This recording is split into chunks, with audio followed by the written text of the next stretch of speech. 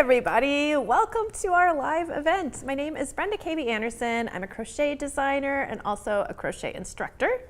And today I am going to be talking about reading a stitch chart or crochet diagram or whatever you'd like to call it. So for me, this is a skill that is so important for me to know how to do this, not only for being able to follow other people's patterns and, finding things in stitch dictionaries, but also for me teaching as I'm going through. It's just easy for me to go back and forth between looking at the chart and explaining what I'm supposed to be doing next because it is, it's just more visual for me than words on a page.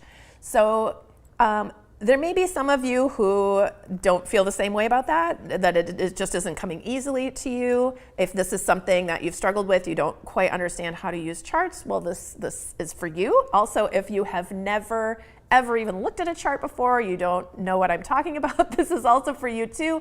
By the end of this, you'll have a good understanding on how crochet stitch charts are, how you would work from one, what they mean, how to read it, how to know what all the different symbols are, and basically how to use it as a map to create crochet fabric or a crochet garment or whatever it is that you're making.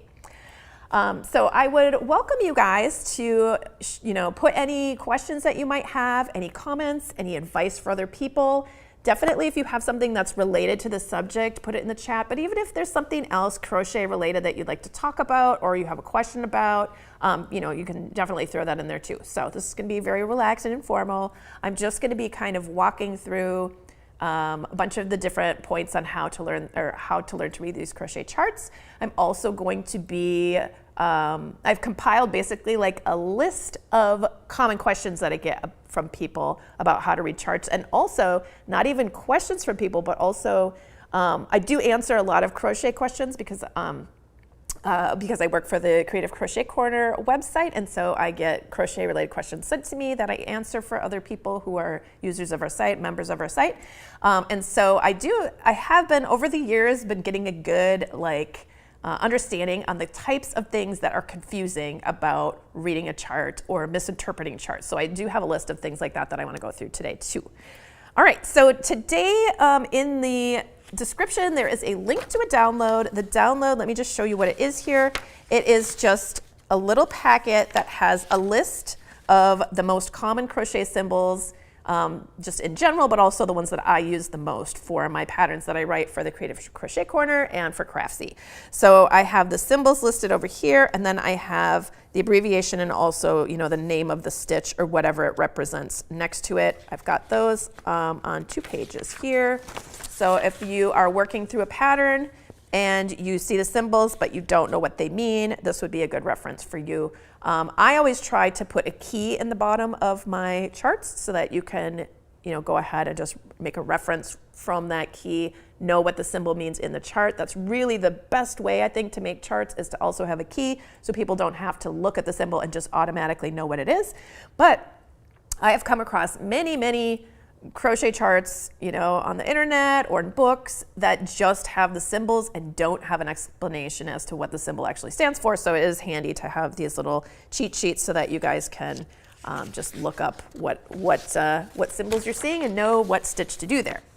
All right, so let's start at the very beginning. Let's just talk about what exactly a chart is. So if you're working something up in crochet, you're working from somebody else's pattern, so written words explaining what to do in what order and all that sort of thing, that can be represented by a group of symbols. So let me just pull this one in here.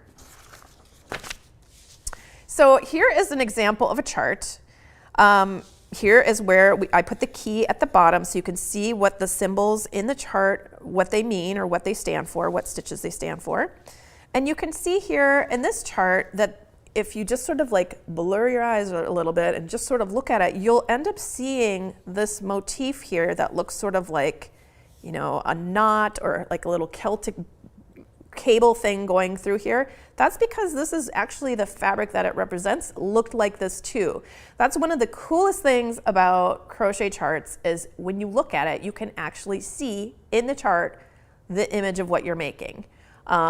And so for me, it's so much easier to work from a chart because I can look at the thing that I'm working up, and as I'm working through my piece, if I'm like halfway through this chart, I will be able to see this section, and then I can easily find my place in the chart because I look at what I'm making, I compare it to this, which is basically a picture or a map of what we're about to do, and I can see, oh yeah, this is where I am, I'm making this row, and then you can continue. So for that reason, well, for so many reasons, I love working from charts, but it's just so helpful in looking back and forth between the instructions and what you're working on. If you have to get up, make dinner, and come back, you can very easily find your way back to where you're supposed to be. So charts can be represented, depending on what it is that you're representing. You might be representing something that's worked in the round. You might be representing something that's worked back and forth and turn rows. You might be working on something that has cables and stitches crossing over each other, or maybe you're working on something where there's lace and there's lots of holes in your stitches. All of those things can be represented by all these little symbols that are showing you exactly what stitch to use and where they are placed.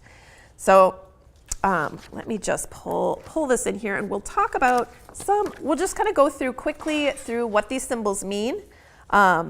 And so that way you're kind of a little bit more familiar when you're looking at the chart, what in the world I'm showing you.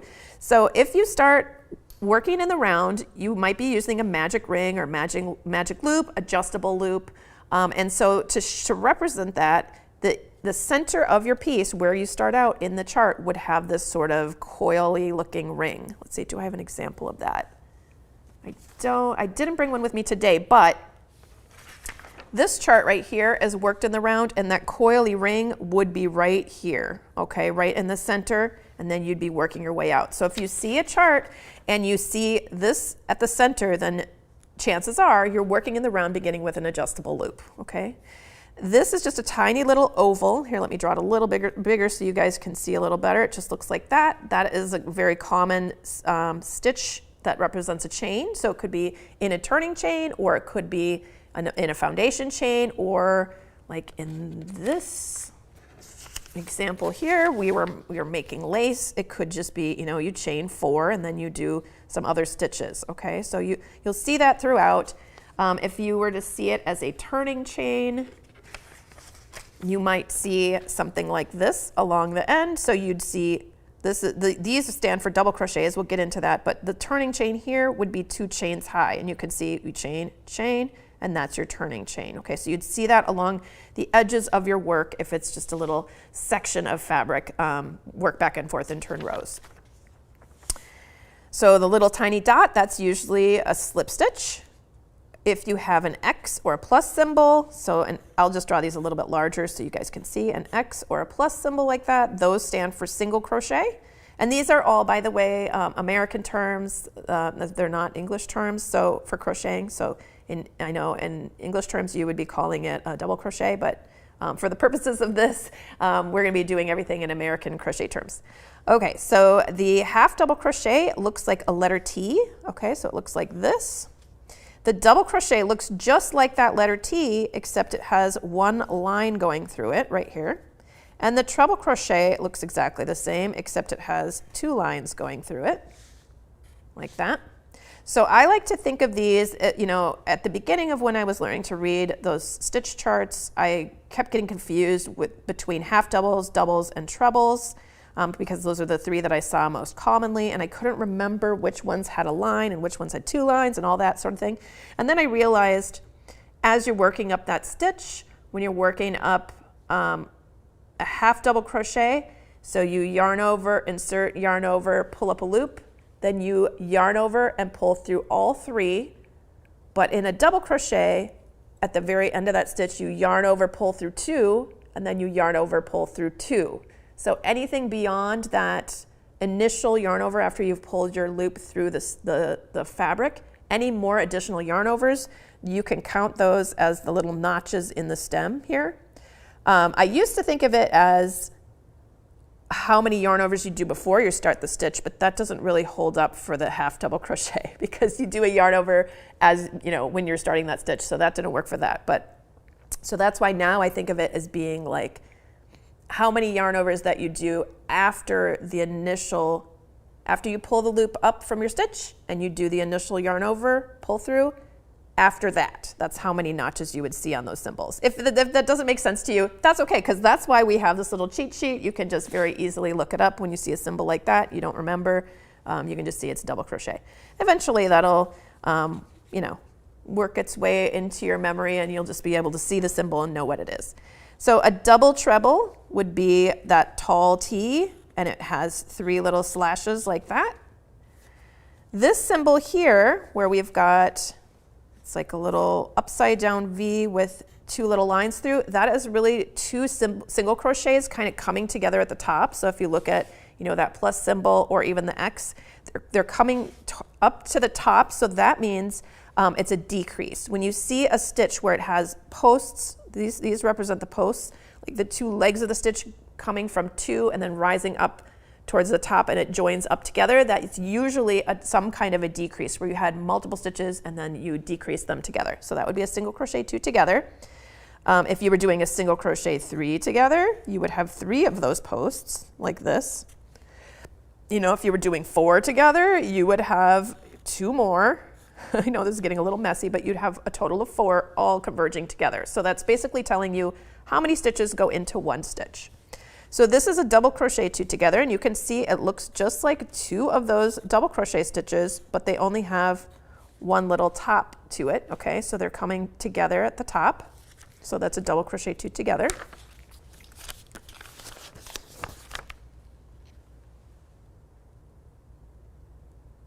Let's see. Okay, Cheryl's wondering what they need to view.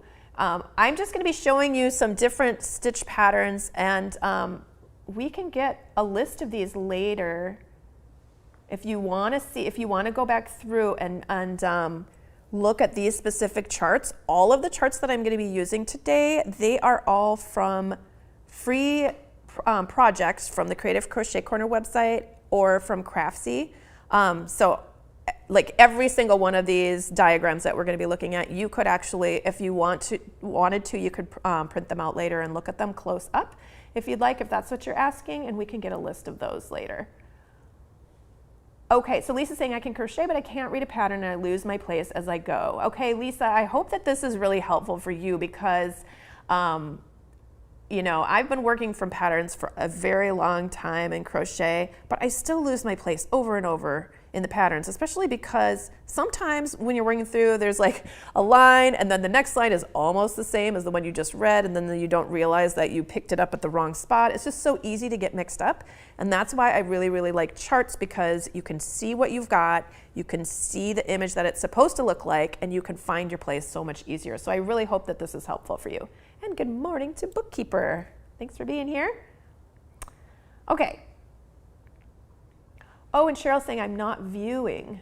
You're not able to see the video, I wonder? Okay, so it looks like the host is helping you out just above that, Cheryl. So, okay. Okay, so, all right, back to these. So let's talk about the double crochet 3 together decrease. So you can see that's up here. So it really looks like those, like as if 3 of those double crochet stitches all just kind of leaned in together and got connected at the top.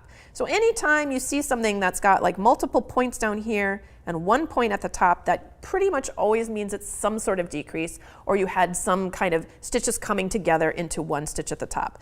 Here we have 3 half double crochet cluster, or puff stitch, or half double crochet cluster, or so it's like written in different ways, a 3 half double crochet cluster, but basically those cluster stitches or puff stitches, usually they look kind of like a puff stitch. They're sort of rounded like that. But if you look closely at this, it looks like you have a half double crochet, but that's sort of curved and bent, and another one that's sort of curved and bent, and another one in the middle. So these are all like the posts of the half double crochet, and they all come together into that very top right there. Here's something similar. We've got the 3 double crochet cluster. So, you know, we've got basically like 3 double crochet stitches. It's just only different because you've got that little line through the middle, all coming together. But this is just to give you an idea. You know, you may see something that is like this 3 half double crochet cluster. You might see something that has 5 of those. So there would just be more posts, or more of the, yarn over, pull up a loop kind of thing going on there, and then eventually you kind of decrease them all in together into the top. So as we're working through this, just know all of these, you know, if they're using a puff stitch or some kind of unusual cluster or something like that where they want you to have, you know, more lines, or more yarn over pull-ups or things like that, if it's something specific and it's not just one of the very basic stitches like single crochet, double crochet, your pattern should have like, this is how you do this type of stitch. And it should be written out for you. So this is like to be able to recognize when you look at the chart what all these symbols are standing for, and then you're like, oh, that's a puff stitch, or that's a certain kind of cluster stitch, and then you can look in your pattern and see in the pattern where it says like, this is how you do a 5 double crochet cluster, or this is how you do, you know, so there's hopefully in your pattern would be an explanation on how to do that. If there isn't an explanation, you know it's some sort of cluster or puff, you could look up, you know, different ways to make those stitches and then try to decide what looks the best in your project. But most patterns should have some sort of explanation, like this is how you do the puff stitch in this particular pattern. This is how you do this cluster stitch in this particular pattern. Okay, so you can see here, this is almost the same as that. It's just that it's got those 5 legs all coming together. So that would be like more of those partially made double crochets, and then you crochet them all together. So this could sometimes mean, like when you have that curved top like this, it could mean a popcorn stitch. So that's when a popcorn stitch is when you make a bunch of stitches all into one stitch, and then you remove your hook, place it through the very first stitch, come back, yarn over, and pull through to connect the first post and the second together, and it makes a little sort of popcorn shape, or like a puff, but the top sticks out a little bit more. So that is represented slightly differently because it has this little curved shape on the top of it. So that's usually for a popcorn stitch. So here we have 5 double crochet stitches, and they're all kind of arranged so that they're pointing into the same section, but all the tops are spaced out. That would be a shell, or, you know, working several stitches into one stitch, like maybe there would be a stitch right here below, so you'd know you do all 5 of those double crochets into one stitch. That's, you know, whatever's below here. And here we have a front post double crochet. So these, and here's a back post double crochet. So the difference between these two is that you have that little C shape. This is like, you know, backward C, forward C at the very bottom, and that's showing you're hooking the bottom of that stitch around a post is what that represents. And then here we have this little sort of teardrop with a plus sign above it. That is the symbol that I use the most for the extended single crochet, which is a stitch that I absolutely love. There may be other representations of the extended single crochet stitch, but usually if you find those, they're pretty obscure, so people would have that in the key, what it actually stands for. And this is just, for me here, I use the knotted double crochet, also known as a herringbone half double crochet, a lot in my projects, so I wanted to throw it in here in case you know, you guys are CCC watchers or Creative Crochet Corner website, you know, like you watch my tutorials and you want a quick and handy reference to most of the symbols that I use very often. This is not something that is super duper common. You know, it's become more popular over the last few years to do this stitch, but I've never really seen it represented in a chart before, so I had made up my own symbol because this looks sort of like what that stitch looks like when you work it back and forth and turn rows. So that is what that symbol is for. That is for the knotted double crochet or herringbone half double crochet. And I just wanted to add it to my list because these are symbols that I use a lot. So I figured some of you guys have probably seen some of the other tutorials, and it would be helpful for you to have that on your list. Okay, so that's just a little bit to be familiar with. These symbols all represent very specific stitches, and so when they're laid out in a chart, you can see, oh, that's where I do that type of stitch. Oh, this is where I do this type of stitch. Okay, so and like I said before, it is very important, once you know, if you're using somebody's chart, always look for the key because that's going to tell you what these things actually stand for. I have seen people using unusual symbols before for things that I, you know, hadn't come across, you know, this particular symbol or that for a single crochet or for a double crochet. So hopefully there will be a chart if people are using a very unusual symbol, and that way everything you know about reading charts, which is, by the end of this, you know that there are certain symbols, they represent stitches, and they're arranged in a way that show you where they are worked within your piece. So that would still all apply, even if they were switching out and using unusual symbols or something like that. Okay, so the first thing when you're looking at a chart, if you just feel like, I don't even know where to start, where do I even start reading this chart from? If you're working something back and forth in turned rows, okay, so for example, let's just pull in a really simple one. So this is a chart for the waffle stitch. And here we work back and forth in turned rows, and you automatically can see this because you've got turning chains. You'll start realizing, oh, when there's like little vertical chains on the side, that's a turning chain. So that must mean this whatever we're crocheting is worked back and forth in turned rows. If you were working something in the round, it wouldn't be represented like this. You wouldn't always have these sort of chains on the end. Then the next thing to look for is the numbering system. So this would be, I actually hadn't numbered this yet, but I'm just going to number it real quick. 2, 3, 4. You can see I'm going back and forth between the sides because we actually read the chart from one side and then you read it from the other side when you're working in turned rows. Okay, so I wanted you to see that when you start row number 1, if you're working in turned rows, you would work all of these little ovals here. Those are the foundation chain. These 2 ovals represent 2 more chains that are counting as a turning chain, but also counting as the first stitch. You can see it's going to count as the first stitch because here above it is a stitch that's just directly above it, so it's worked into the stitch.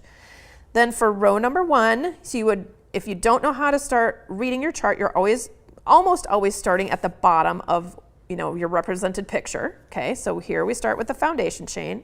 And then we're going to work our way up from the bottom up. And that's because that's the way that you crochet. You start on the foundation chain and you work back and forth. And then as it grows, as you're looking at your piece, regardless of what way it's oriented later in life, you're going to be creating the fabric that you see here. So we would start with row number 1 and we would work across making 1 double crochet. These are all those double crochets into each one of these foundation chains here, okay? Because each double crochet is directly above each chain. So row number 1, you can see you're going to skip the first 2 chains because here we have 2 chains. Nothing is actually pointing into it until on the next row, okay? So you don't need to look at that yet, but actually here's something that I do pretty often when I'm working from charts is I will block out what comes next because you don't need to know what comes next. You'll get there.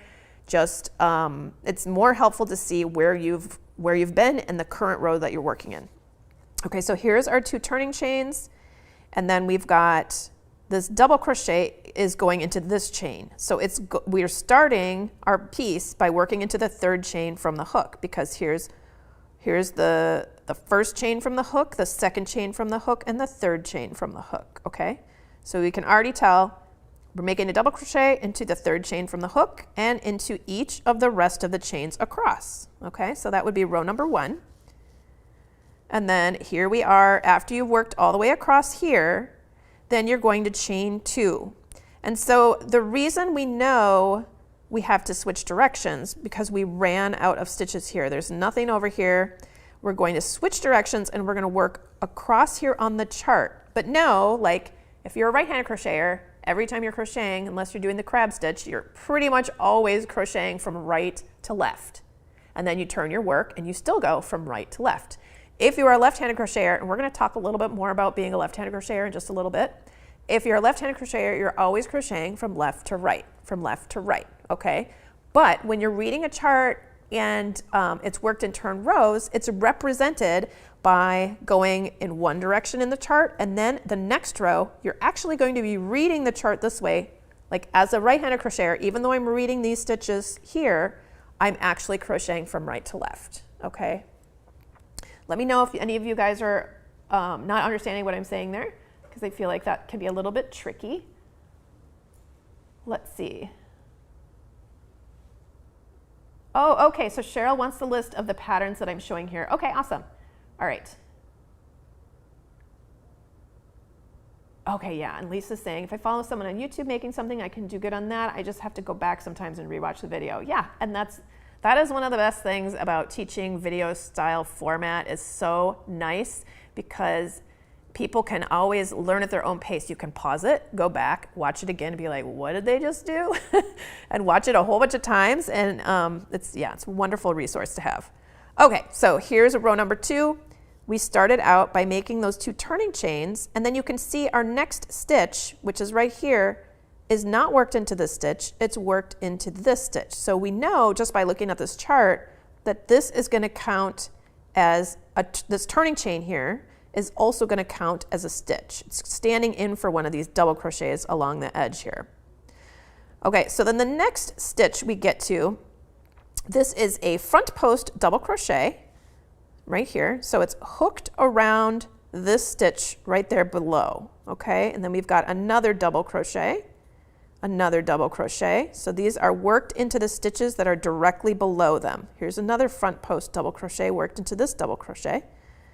There's another double crochet, front post double crochet, double crochet, double crochet, front post double crochet, double crochet, double crochet, front post double crochet. And this double crochet is worked into this chain right here. So we're working it into that turning chain. Okay, so the turning chain is counting, once again, counting as a stitch here. So if that makes sense. So basically, row number 1, we're working in this direction. Row number 2, we're working in this direction.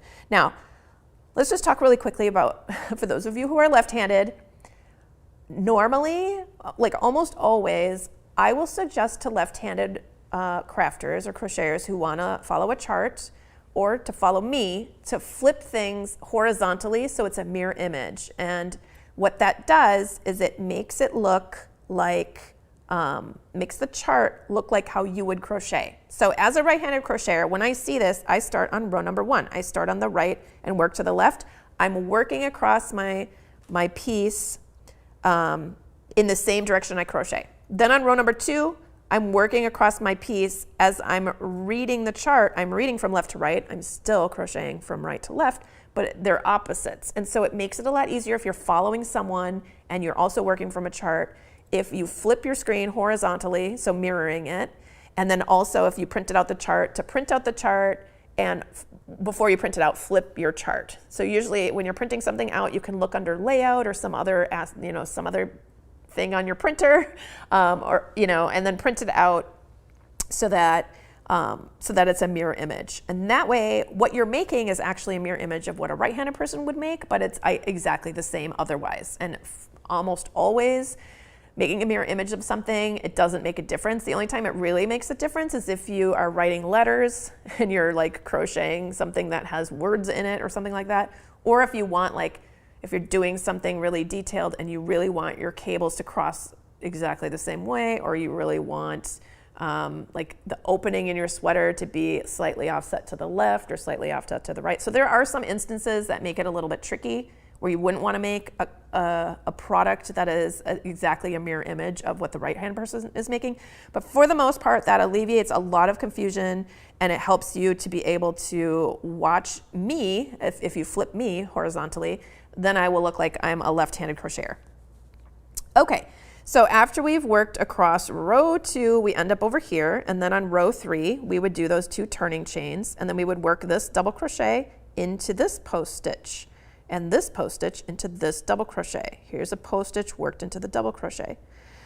So you would work your way across when you're working, because you're working in turn rows. Again, you're working from right to left. So you may notice a couple of things. First of all, we have blue stitches in this chart and we have black.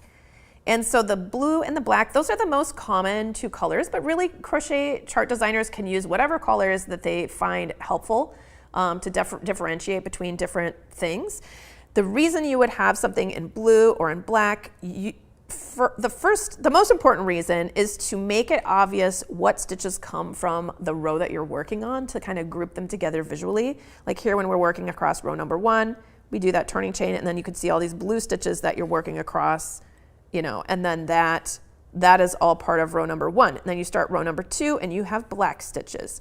So, it could also be the blue stitches could represent the wrong side of the work, and the black stitches could represent the right side of the work. That's pretty common. Also, you know, it could also just be if you're working something in the round, like this granny square, we alternate between blue and black and blue and black. And really the only reason we do this here is so that, especially for areas that are kind of complicated looking with a lot of stitches close together, you can see the difference between working this round is in blue, and then working this round below it, this round is in black. You can see just, you know, what stitches belong to what round because you're alternating colors. You're not alternating right side, wrong side, if that makes sense. So that might be a reason that there would be different colors used throughout your piece.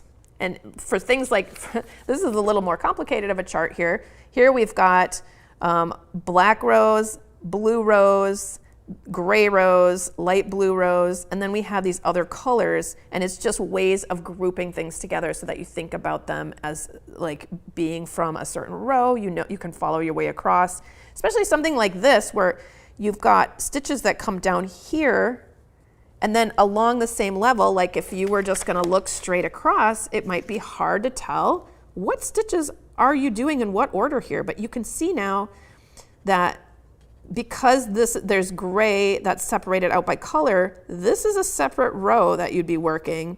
This is the row from before that you've already worked in blue, okay? So even though they kind of intermesh and stick into each other, because that's how the stitches actually look in the fabric, you can differentiate them with your eyes just by, you know, looking at the two different colors.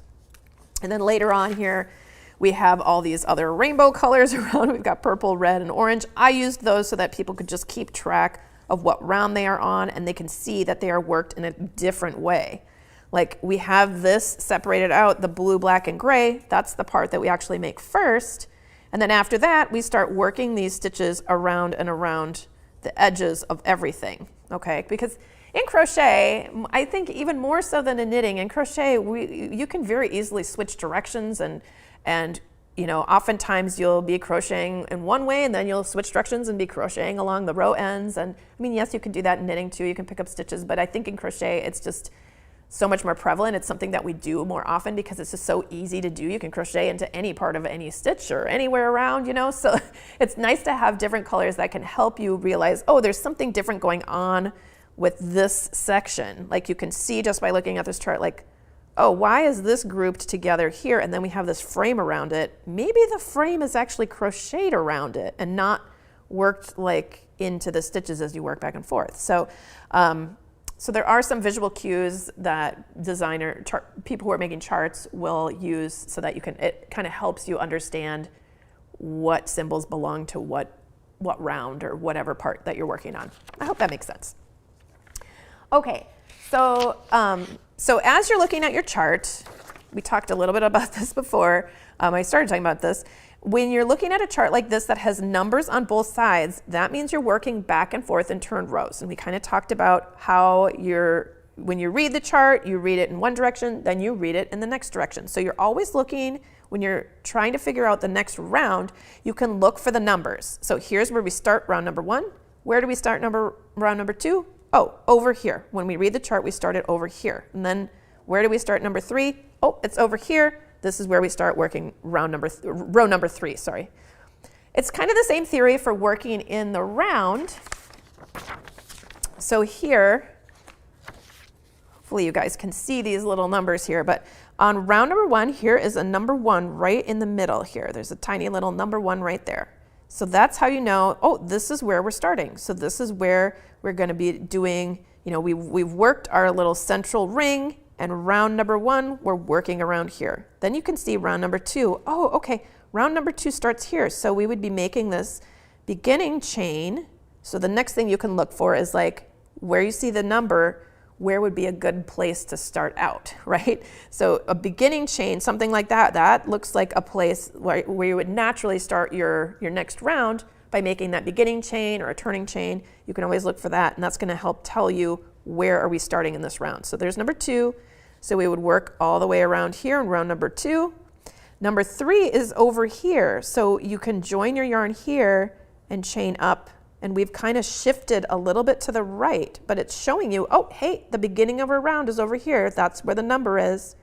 round number 4, we're starting over here. We're slip stitching to this little chain space here, chaining 1, and then we're going to work into that chain space. So those numbers will really help tell you like not only what round you're on or what row you're on, but where that round or row starts, okay?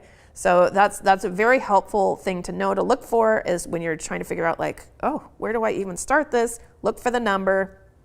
That should help you figure out. And then usually by the number, there's some sort of either like a slip stitch dot if you're joining yarn or some chains or something so that you know that, oh, that seems like that would be the beginning the beginning of the round, okay?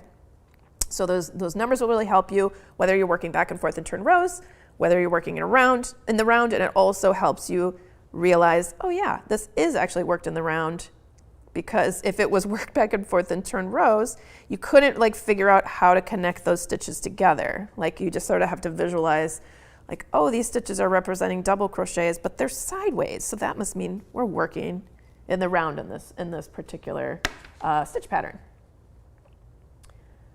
Okay, so for the most part, when we're working in the round, usually that will be represented by either a magic ring or some sort of like chains, and you slip stitch to join into a ring or something at the center, and you're going to be working your way out. However, there are times when we're working in the round when we actually aren't starting in the center, where it's something that we're making like a tube shape. You know, just imagine if you were making a leg warmer, you know, you'd make a chain and then you'd be working around that. So there are other ways to represent our stitches where you want a chart where it's showing something in the round, but you kind of want to show it from the side view, if that makes sense. Like imagine you're looking at a tube and you want to show what those stitches look like, okay? So that's where this type of chart comes in. Here we have, this is for pineapple lace stitch. This was, let's see, oh, this was for a water bottle sling, like a water bottle cozy. And in that project, we had started at the bottom. We did start out with, I think, a magic ring or some chain, you know, some kind of a ring, and then worked our way out.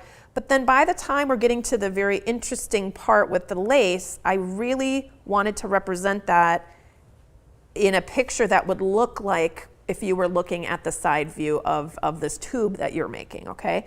So here we have like a section, just a section of that pineapple lace stitch pattern that's worked around this bottle. There are 2 motifs, one in the front and one in the back of the bottle.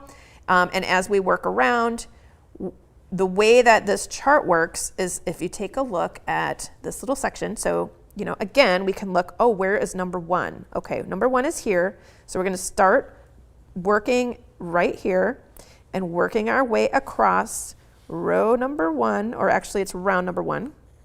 And then once we get over here, then what happens, right? We just have like stitches going into nothing, right? If you are working from a chart, this could mean a couple things. This could mean someone's just showing you a little section of the stitch pattern, and then you know if it sort of trails off into nothingness that they've already shown you all you need to know, and it's probably part of a repeat. So you can go back to where you see, you know, like you can see right here, this is going up, going back down. We have those 2 single crochets. There's 2 chains going up. And then probably what comes next over here is this. And oh, look, it looks like this.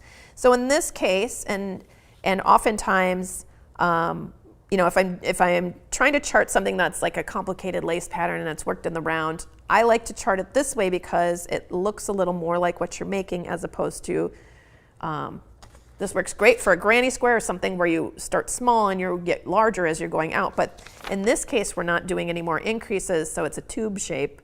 And so I wanted to represent that by, you know, you work your way across. When you get to the very end here, then you can go back to the beginning. These little faded bits, those are things you've already worked. So it's already right here. And then you jump back in, making that double crochet and a slip stitch to end your round. Then you can slip stitch here for row number 2 or round number 2. Make your chain and then work your way across. And after you get here, then that means these 2 little faded stitches are actually something you've already worked over here. And then you finish off your round right here by placing a double crochet right there and a slip stitch.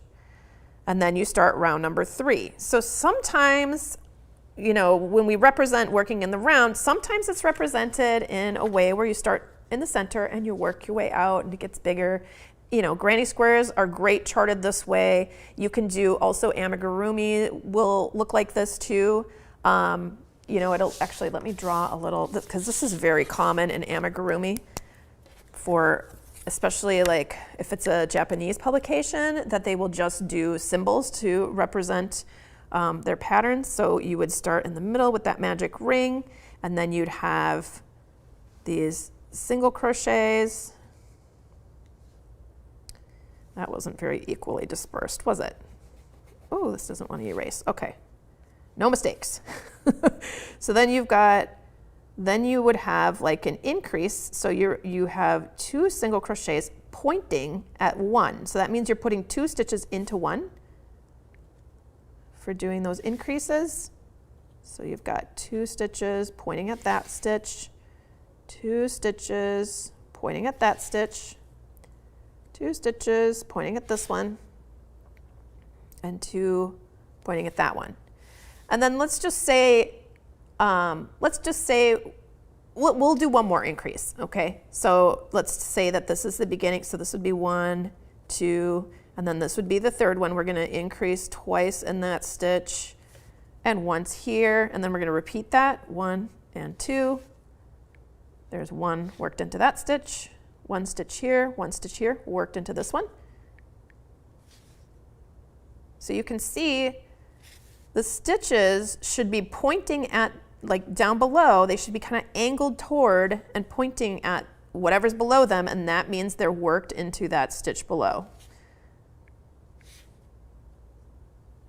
So those are going into this stitch, and then there's this stitch. And then let's just say on round number 4, you stopped your increasing. Like, let's just say you're gonna do 1 stitch in each stitch around. So you would have 1 stitch per stitch, like this.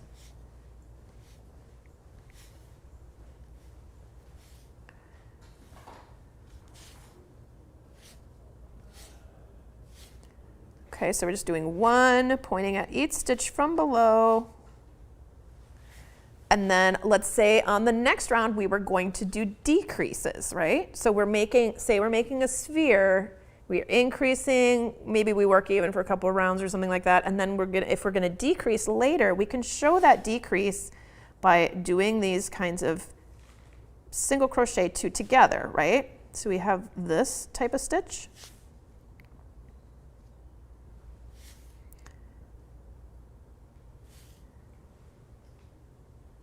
So you're basically pointing at, oh, the bottom of the single crochet came from here, and then the bottom of the single crochet came from over here. And then they come together and converge at the top.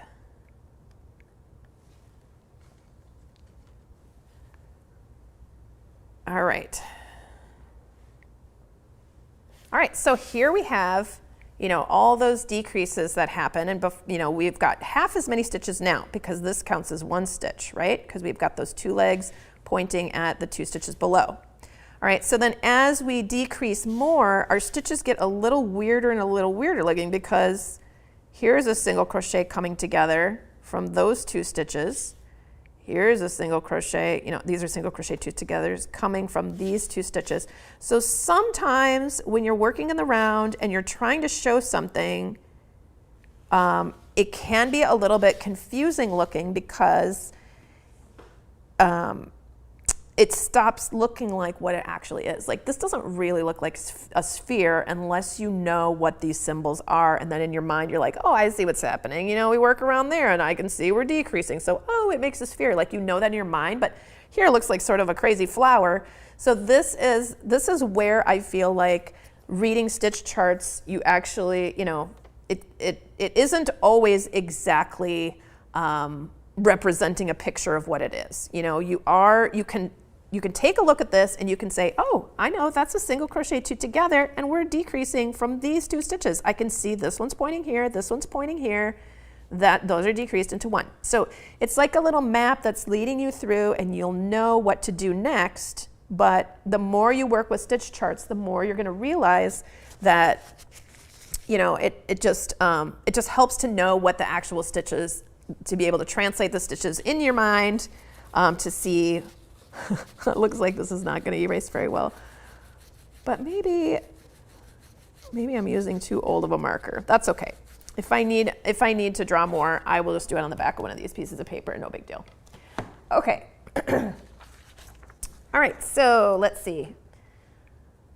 Okay, so another thing that I wanted to point out is sometimes when you're working across, like particularly this is confusing, I think, with post stitches. So here we have, like, this is a basket weave chart, and we've got a bunch of, these are back post double crochets right here, because that C is a regular letter C, and these are a backwards letter C. Some of these are forward, some of these are backward. Okay, so as we're looking through, I think people have had questions about this before. As you're working those front post double crochets and those back post double crochets, when you're looking at the chart, they're always going to be represented by the same symbol throughout your piece. Whether you're working a right side or a wrong side in the chart doesn't matter. So for example, what I'm trying to say is, if you are doing a front post double crochet right here, and then on the next row, you can see,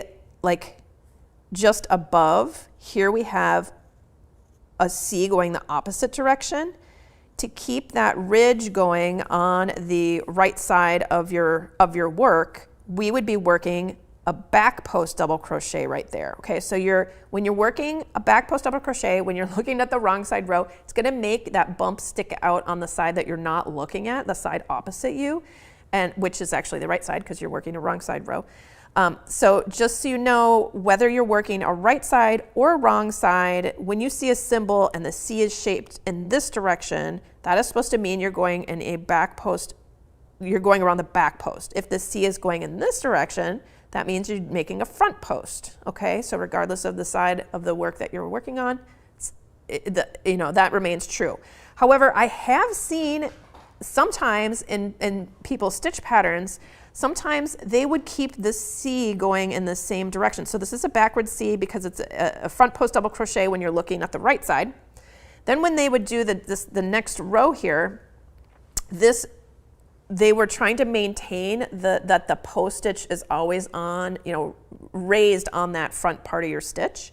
So when they did that, they wanted to keep the C in the same direction. I think this is technically, this happens not super often, but I have seen it enough times where I think it is confusing to people, because sometimes people are using this stitch as a front post double crochet when you're working on the right side row, and then sometimes they use the same stitch when they're working a back post double crochet on a wrong side row, so that it makes this look consistent throughout your stitch diagram, but it's confusing to people. So in that case, always look and see what the key is saying. I'm bringing all this up because this has happened a couple of times where people have had questions, and I've looked at other people's patterns, and I thought, oh, that's because they're using what I always think of as always, no matter what side of the row you're working on, doesn't matter what side of the piece you're working on, this is always to me a front post double crochet when it hooks on this side. But I have seen some people using this as a back post double crochet when you're working across those wrong side rows. Okay, so I just wanted to bring that up just in case anybody is running across this issue and it's confusing them. In everyone's charts, hopefully if they're doing something like that, they would actually have a key to look at so you can see what they actually mean. But just double check by looking at their key if they've got one, or if they have any written out words. It's great to just kind of get used to the chart and the way that they're using the symbols by reading through the first couple of instructions, if your work isn't turning out how you thought it would. Okay, so if there's some sort of problem happening and you're trying to figure out how they're using a symbol and it doesn't seem like it's making the right fabric, then go back and look through the chart and compare that again to the written words if you have that. All right, hopefully that was helpful. Let's see. Okay, so I do also kind of want to go back on that section where I was talking about stitches should be pointing to the stitch that they're worked into. So this is one of the things that I love so much about charts is you can tell where they're coming from, where you make those posts, especially if you have something like, let's just say we're working on this. This is from the Autumn Glow cable cable cowl, and this is worked in the round. This is just a repeat section that's been charted out here. So after you get to the end, you again start on this side here, and you can tell it's worked in the round because all of the numbers are on the right. So you're always going to be starting there as you're working across each round. Okay, so if you take a look at this, you know, we've got this stitch is pointing, you know, it's just directly above this. So you know this is an extended single crochet and it's worked directly into this stitch, right? This one's worked directly into this stitch. When we get over here, there's all this crazy business going on with all these things crossing over each other. So as you're working across round number 1, you can do extended single crochet in the next 3 stitches. Then these are front post double crochets, and they're all worked in the stitch directly below. So front post double crochet, front post double crochet. Here's an extended single crochet worked into that stitch, front post double crochet, front post double crochet. Now there are these other things sticking down in the way into our stitches, but when you're reading a chart, you do not need to care about when that's happening because those are coming from a different round, okay? So even though they're kind of like infringing on the territory of these little front post double crochets down here, it's like sticking down here, the front or the top of these stitches is way up here because they're in the next round. So don't worry about it. If you are working across a round and you see some things sticking down into your round and the tops of those stitches are somewhere else, just ignore them. The best you can, just ignore them, okay? So you're just gonna be working that round. Then we get to round number 2. Here's an extended single crochet worked here. Here is like a bobble stitch worked into this extended single crochet, an extended single crochet worked into this stitch. And here we have 2 stitches. These are kind of lighter in color. And you can see the top of the stitches here and the bottom of the stitches there. Okay, same thing with this one, top of the stitches here, bottom of the stitches there. So what's happening here is your next 2 stitches are actually worked not directly below, but they're worked into posts that are way over here. So if you've ever worked in a cable stitch pattern before for crochet, you'll know that that sometimes happens. You're shifting around where your next stitch is actually connected to a stitch that's, you know, slightly at a slant. It makes the stitch kind of lean a little bit. Oh, we have a question here. Let's see. Oh, and I'm sorry that I missed this earlier. Okay, Valerie is saying, so once I turn the row 2, I actually read the chart backwards. Yes, so we're talking about those turned rows. Yes, Valerie, sorry, I didn't get to this earlier when when I was actually teaching this part. I'm sorry about that. But yes, so when you're working in rows, you will be working across here, and then row number 2, you can see in the chart the 2 is over here. So that's telling you, hey, we're gonna work from this side to that side, okay? But just in the chart. So every time when you're looking at what you just worked, you're gonna turn your row. You're always gonna be, as a right-hand crocheter, you're always gonna be working from right to left. If you were a lefty, you'd be working from left to right. But yes, you're reading the chart backwards and working forwards, if that makes sense. So it does take a little bit of getting used to, you know, a couple of projects, and then your brain will just start to kind of just look at what comes next, and you'll think, what comes next, and you'll be able to just see it in your piece. I don't know. It's just, probably for some people that'll happen right away. Probably for other people, they'll need to keep reminding themselves, oh yes, this is one of those rows where I'm working across the chart this way, but I'm working my piece this way. Yes. So Cheryl says, could you show in a piece how you're following the pattern where you are crocheting right-handed, but at end of the second row, you read the pattern left to right, but you're physically crocheting right to left. Okay, okay, so you want to see what that looks like when I'm actually crocheting it. That's actually, okay. Okay, good, Valerie. Okay, I'm glad that that helped. So I'm going to work up a little section of this. I'm probably going to do a couple, well, maybe I'll do the same amount of repeats because that'll just make it easier for you guys to see. So 1, 2, 3, 4, 5, 6, 7, 8, 9, 10, 11, 12, 13, 14, 15, 16. We're going to do 16 chains. We've got 2, 3, 4, 5, 6, 7, 8, 9, 10, 11, 12, 13, 14, 15, 16. Okay, so here we have these chains plus these two chains all together. So if we really wanted to make it look like that, we would bend this up a little bit like that. And then we're going to work a double crochet into the third chain from the hook. So we've got 1, 2, 3. So here's our first double crochet, and there's that chain. So it looks like this. There's the chain, double crochet, chain, double crochet. And now I'm going to do a double crochet in each of the chains across. So this is row number 1, row number 1 that I'm working on here, reading the chart from right to left, and I'm also crocheting from right to left. So that's easy, right? Makes sense.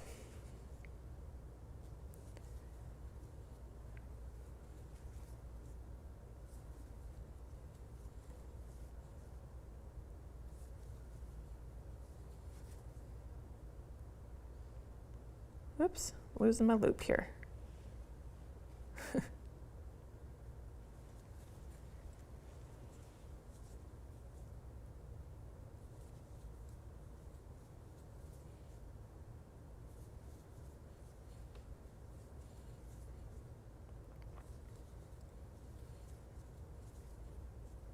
All right, I'm almost there, you guys. Thank you for being patient.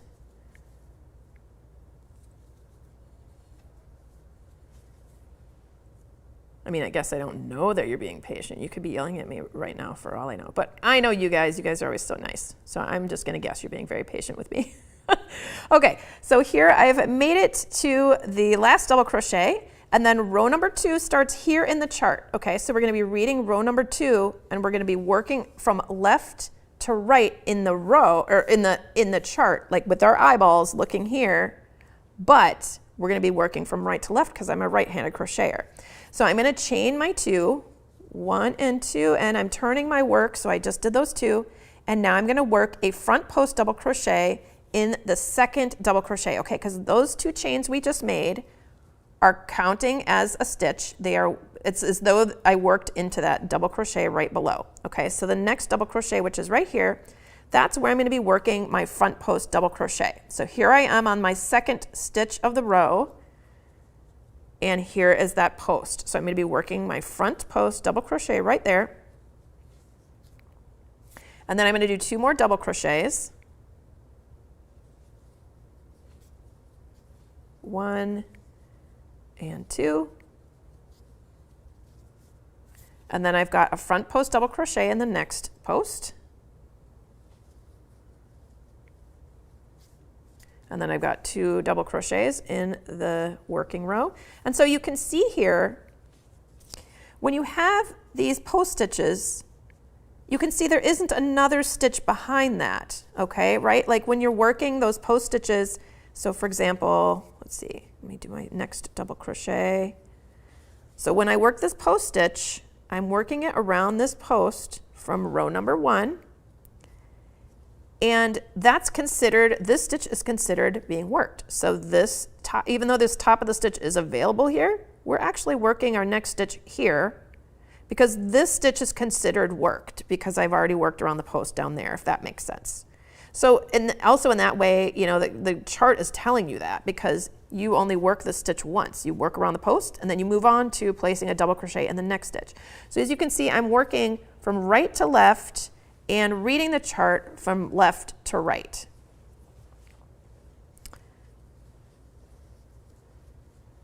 All right, so here we've got front post double crochet. We're right here, 2 more double crochets.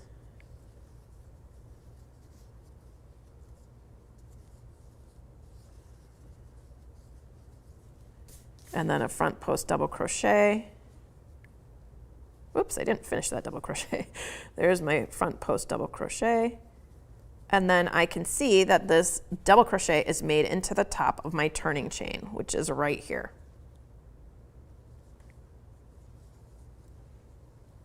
Like that. Okay, so that would be row number 2.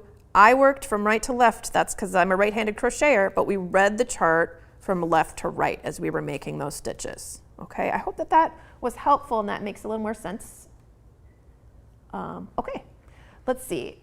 So I also wanted to mention, back on this, when we were talking about this chart here. So as we're working across, I started talking about these weird stitches that go across there. So what we're really doing here is we're skipping over, the top of the stitches they're here, they're coming up in order. Always look at the top of the stitches, and that's going to tell you what stitch actually comes next. So here's the first stitch, second, third, here's the fourth stitch, but the bottom of the stitch is way over here. It's out of order. Normally we would go straight down here to that stitch, but we're reaching over here. But the reason we know this stitch is next is because we're looking at the tops of the stitches as we work our way across this chart. So we have extended bobble, extended single crochet, and then we have this front post treble crochet that's worked in this stitch way over here. So we would skip 1, 2, 3 stitches and work a post stitch around the next stitch. And then we do the same. So we would do another front post treble right here around the following stitch in that row below. Then, as we're working our way across this row, we see we have an extended single crochet, and that's pointing straight down. So we work that stitch into this stitch because it's directly above, this stitch is directly above that stitch.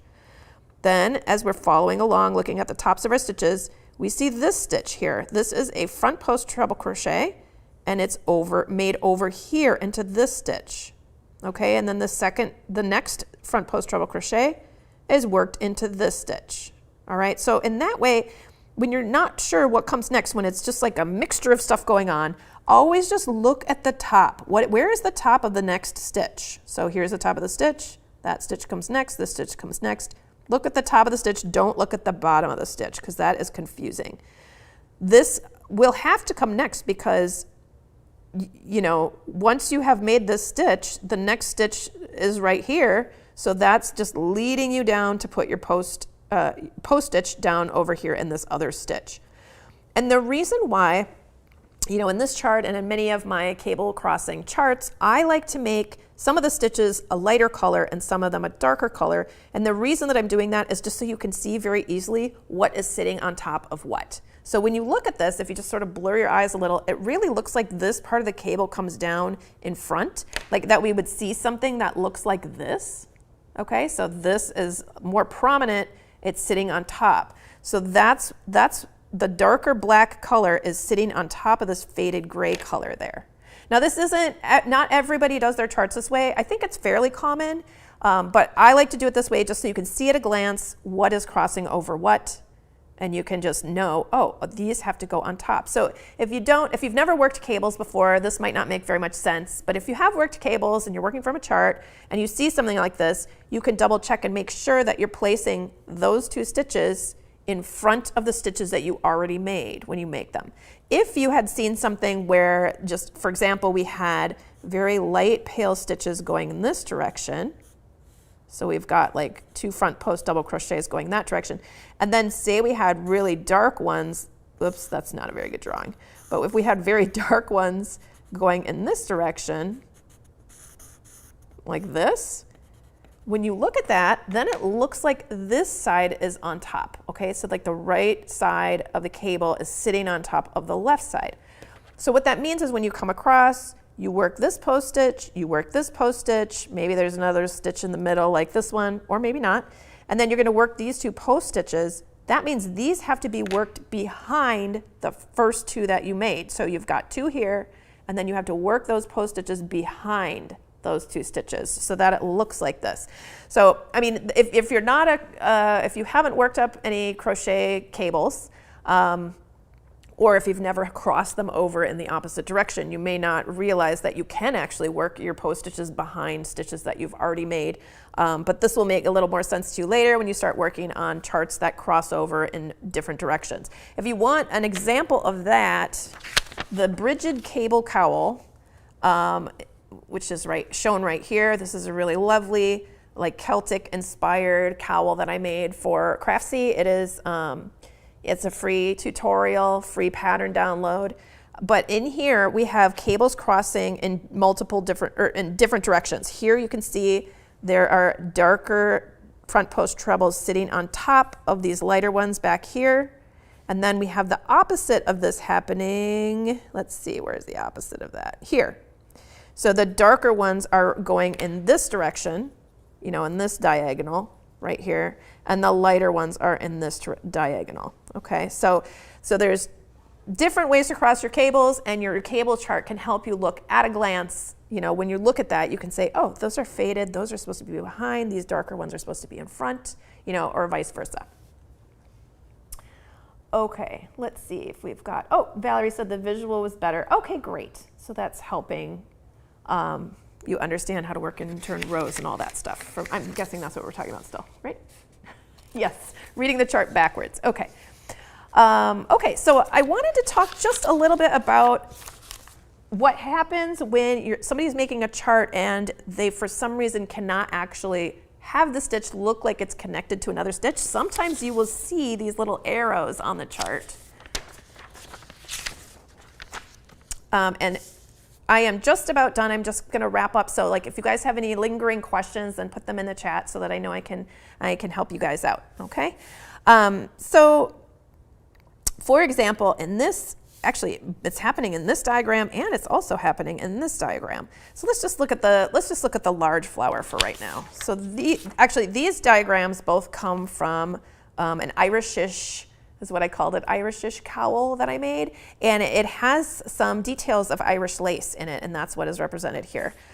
So here we've got, as you're working around, this is worked in the round, so we started with a bunch of chains, and then we worked a round of single crochet here. Round number 2, we're doing a single crochet and then some chains, single crochet, some chains, we're working around. Round number 3, we're starting to make some little petals, so we've got some taller stitches that go into those chain spaces, like that. So here, these are all pointing at this little chain here. Oh, and here, just another thing about, just a little aside, sometimes you can't tell the difference between whether stitches are actually worked into the chains below or if they're worked into a chain space. This happens a lot, particularly in like these types of motifs and things like that, where you're working into chain spaces sometimes. Sometimes you might just be working into stitches. So this is a point where it's good to actually read through the directions and say, oh, are these supposed to be worked into those chains or are they worked into the chain space? You can also just work them into the chain space and then look at the picture and see if it looks like that. And then you should be fine, because that does look pretty different than working into each individual chain, if that makes sense. I hope you guys understand what I'm saying. So like, for example, let me just make a little chain space here. So say you have this chain space, we make some chains, and then we make single crochet here, and then we're going to work in the opposite direction. Not that you have to work in the opposite direction, but I'm just getting back over to this chain space. Here's a chain space where my finger is here.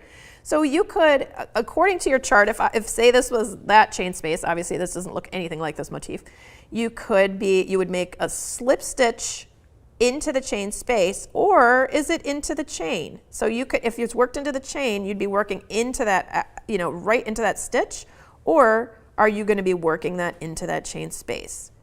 Okay, and then there's a little turning chain there, and then you have some more stitches that you could be working it into the chain space like this, or you might be working it into each individual chain, okay, like this.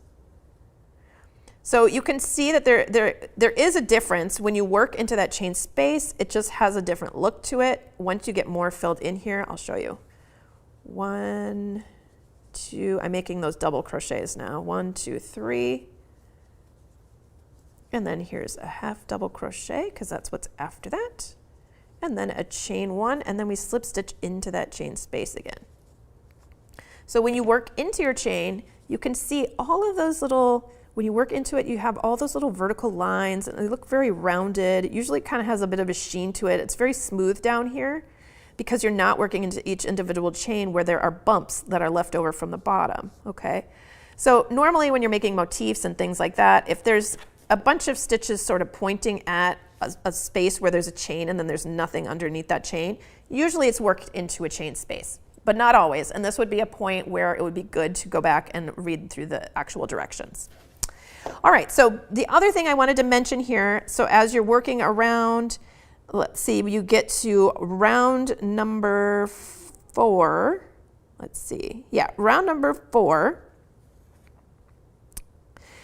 And you've got these, like, these are called back post single crochets right here. This is not a very common stitch, but that's what we're working here when we have those sort of like little letter C's with a plus sign attached to it. That's a back post single crochet. And so what these red arrows are telling you is this single crochet is actually worked around the post of this stitch. It's pointing at it. So when you have something in a chart where you have a little red arrow, that's telling you, hey, this stitch is actually worked into this. Like I couldn't get this, if I tried to put it down here, it would have made it really confusing when you got to this round. So it was easier for me to pull it up here and just say, hey, this is worked into that stitch, okay? This one goes there. The same thing, sort of the same thing is happening over here with these lines with the arrows. So we're working this leaf. It doesn't really look much like a leaf, but it does in real life when you're actually working all these stitches where they're supposed to go. So we've got some single crochets and some chains, and then we work back in this direction. We have single crochets through the back loop. That's what those little dashes are below the stitch. That's telling you that there's a loop open. So we're working single crochets through the back loop, and then we chain 1 for a turning chain. Here's row number 3, single crochets through the back loop, and then we chain 4 more. So 3 more plus that turning chain. And then we're going to work across in this direction and work in this direction. Here's row number 6, this direction, 7 goes here, 8 goes here. And suddenly we have this stitch that's just floating up above of nothingness. Where does that go? This is the arrow that's telling you, hey, this is actually worked down here. But if it would be a very weird looking chart if I was able to bring this stitch all the way down there. It would also be very confusing to do those short rows when you're first building this up. So it's a lot easier to just be like, hey, you're working that down here into this stitch. And then when you make this stitch, oh, it's worked down here. This one's worked down here, okay? And this is something that I made up with these little swoops, but this is telling you, you kind of connect it by picking up a loop in the side of a stitch, and then you're working it below. That's all described in the pattern, so don't worry about that. This is not a very usual thing to have this like little thing split off, but having an arrow showing you, connecting one stitch to another, that's basically saying like, yes, they aren't next to each other in the chart, but this really goes into this stitch here. So that's happening here. It's also happening here. I do have another example of that right here. Here in the chart, we've got all these little red arrows saying, hey, all these stitches, those are actually worked into this chain space below. Not into this chain, but down here. Okay, so this is basically telling you this single crochet, we worked that down here into this chain space. All right, that's what all those little arrows are.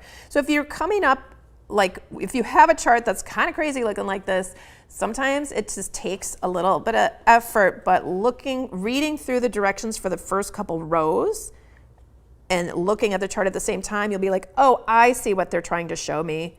That goes into there, okay? And then once you know that, it's like the same throughout the chart. You don't have to keep referring to the directions. All right. Okay, that's about where we're going to stop, because I could talk about charts for a very long time, but I hope that this has given you like a really good foundation so that you guys can look at a chart and be like, hey, those symbols look familiar. And also I have this little downloaded cheat sheet, so I know what those are and I understand how they relate to each other, and I know to look for the numbers. That's going to help tell me what direction to work. So you have like all these little visual cues to help you read charts. Also, I very often teach from charts, so I'll be showing the visual, like how to actually crochet something, but a lot of times I'll be bringing in a chart so people can kind of follow along on the chart. Also, so I can follow along on the chart and I don't lose my place. So if you are interested in just kind of learning a little more about charts in general or using them more, then watch some more of my free tutorials, you guys, because I'm always teaching from those, picture representations, those charts, and then I will go back and forth and kind of keep track of where we're at on those. And I think just seeing somebody showing you, oh, these are the stitches right here. Now I'm going to do them in real life. here's the stitches right here. Now I'm going to do them in real life. I feel like that is just a helpful thing. So you can start kind of training your brain to look at these as though they are actual stitches, and you can kind of understand what it means when you look at these lovely diagrams. So I hope this was very helpful for you guys. I hope to see you in another live event. Thanks so much for joining me, everybody. Bye.